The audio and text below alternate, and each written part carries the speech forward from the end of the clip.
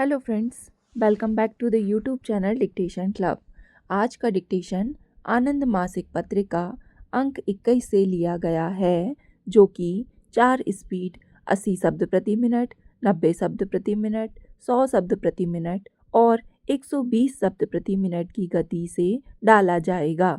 इसको आप अपनी स्पीड के अनुसार चयन करके लिख सकते हैं। इसकी पीडीएफ आपको अलग से चाहिए तो नीचे डिस्क्रिप्शन बॉक्स से आप टेलीग्राम चैनल ज्वाइन कर लीजिए।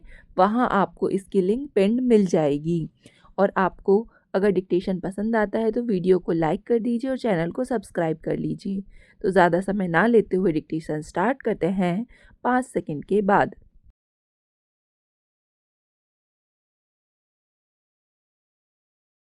उपाध्यक्ष महोदय, जब तक हम विद्यार्थियों और नौजवानों को इस प्रकार के राजनैतिक क्रियाकलापों में भाग लेने का अवसर नहीं देंगे, तब तक उनमें हम जो लोकतांत्रिक संस्कार या जिम्मेदारी की भावना पैदा करना चाहते हैं, वह पैदा नहीं कर सकते। आज इस बात की भी आवश्यकता है कि देश में निरक्षरता के विरुद्ध केवल सरकारी प्रयासों से या गैर सरकारी संगठनों के माध्यम से ही लड़ाई न छेड़ी जाए, क्योंकि इससे काम नहीं चल सकता। मैंने देखा है कि समस्त गैर सरकारी संगठन केवल सरकारी अनुदान खाने का एक माध्यम मात्र है और दूसरी ओर सरकार के साधन सीमित हैं। इसलिए आवश्यकता इस बात की है कि नौजवानों में प्रेरणा जागृत करने के लिए साक्षर सेना का गठन किया जाए।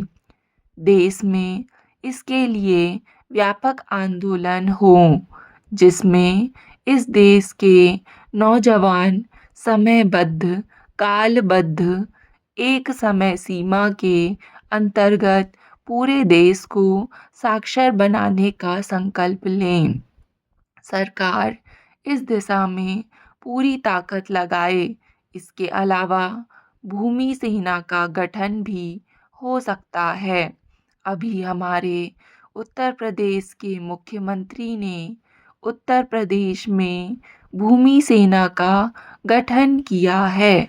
उसी तरह राष्ट्रीय स्तर पर भी यदि भूमि सेना का गठन किया जाए तो उसका उपयोग हम देश की पड़ती बंजर ज़मीन को तोड़ने के लिए कर सकते हैं, सिंचाई के साधनों के विस्तार के लिए कर सकते हैं और देश की पूरी युवा शक्ति को एक नई दिशा प्रदान कर सकते हैं। हाँ, बेनामी ज़मीन पकड़ने के लिए भी उसका उपयोग हो सकता है। भूमि सेना का गठन हो जाने से विघटनकारी शक्तियों से देश को मुक्त कराने का अवसर भी मिलेगा।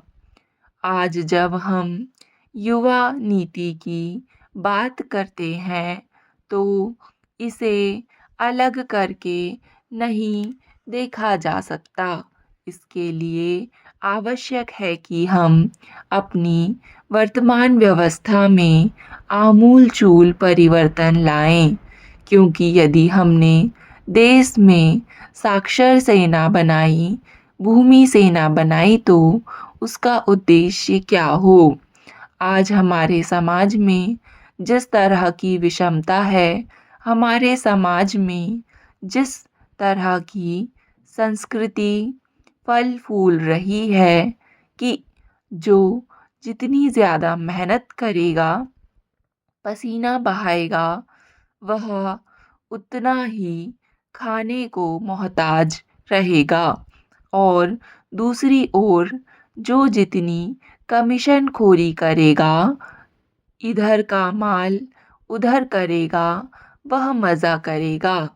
आज हमें समाज में पसीने की कीमत को, पसीने की इज्जत के को फिर से प्रतिष्ठित करना होगा ताकि समतावादी समाज की स्थापना की जा सके।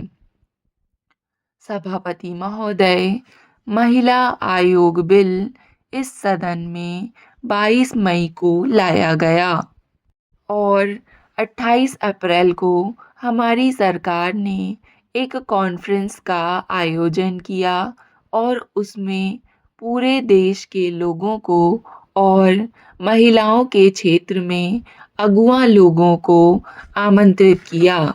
उस कॉन्फ्रेंस में इस विधेयक का पूरा विचार विमर्श किया गया और वहाँ प्रस्तुत सिफारिशों के आधार पर मंत्री महोदय ने यहाँ पर संशोधन प्रस्तुत किए हैं। माननीय सदस्य का भाषण मैंने सुना और ऐसा लगा कि उन्होंने विधेयक का और मंत्री जी द्वारा प्रस्तावित संशोधनों का अवलोकन नहीं किया है और भी कई माननीय सदस्यों ने इस विधेयक के बारे में भ्रांतियां बताईं। मैं समझता हूँ कि यह राष्ट्रीय मोर्चा सरकार का एक क्रांतिकारी कदम है। इससे पूर्व कांग्रेस शासन में महिला सुधार के बारे में, महिला कल्याण के बारे में कई आयोग स्थापित हुए होंगे, कितनी ही कमेटियां बनी होंगी, लेकिन आज तक उसका कोई ठोस स्वरूप देश के सामने प्रस्तुत नहीं किया गया। यह पहला अवसर है कि राष्ट्रीय मोर्चा सरकार ने अपने घोषणा पत्र में किए गए वायदे के अनुसार यह क्रांतिकारी कदम उठाया और इस विधेयक को सदन में प्रस्तुत किया। सभापति महोदय, पहले इस विधेयक के अनुसार 5 सदस्यीय आयोग की बात थी और उसमें यह प्रावधान था कि इसमें अनुसूचित जाति तथा जनजाति की महिलाओं का सहवरण किया जाएगा, लेकिन अब संशोधन प्रस्तुत करके उस 5 सदस्यीय आयोग को बढ़ाकर 7 सदस्यीय करने का प्रस्ताव किया गया है और उसमें एक महिला अनुसूचित जाति और एक अनुसूचित जनजाति से होना अनिवार्य कर दिया है। इस तरह से इस आयोग को ठोस रूप प्रदान किया गया है। इसके लिए मैं मंत्री जी के प्रस्ताव का स्वागत करता हूँ और धन्यवाद देता हूँ। सभापति महोदय, माननीय सदस्यों ने इस विधेयक पर विचार विमर्श करते समय कहा कि इस विधेयक को अनुसूचित जाति जनजाति आयोग की तरह संवैधानिक दर्जा दिया जाए।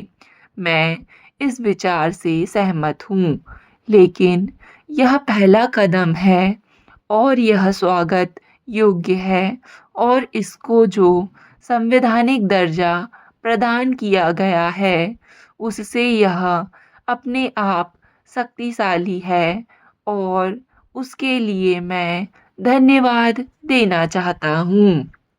हालांकि अत्याचार, जुल्म और अन्याय जो राज्यों के अंदर होता है उसमें केंद्र हस्तक्षेप नहीं करता, परंतु इस विधेयक के अंदर यह प्रावधान है कि आयोग ऐसे स्थानों पर जहां पर महिलाओं के साथ अन्याय हुआ है हस्तक्षेप कर सकता है।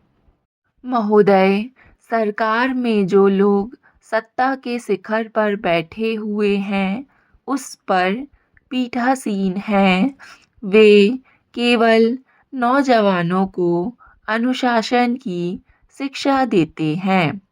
आज समाज में अनुशासनहीनता का इतना बड़ा खतरा नहीं है, जितना बड़ा खतरा मर्यादाहीनता का है।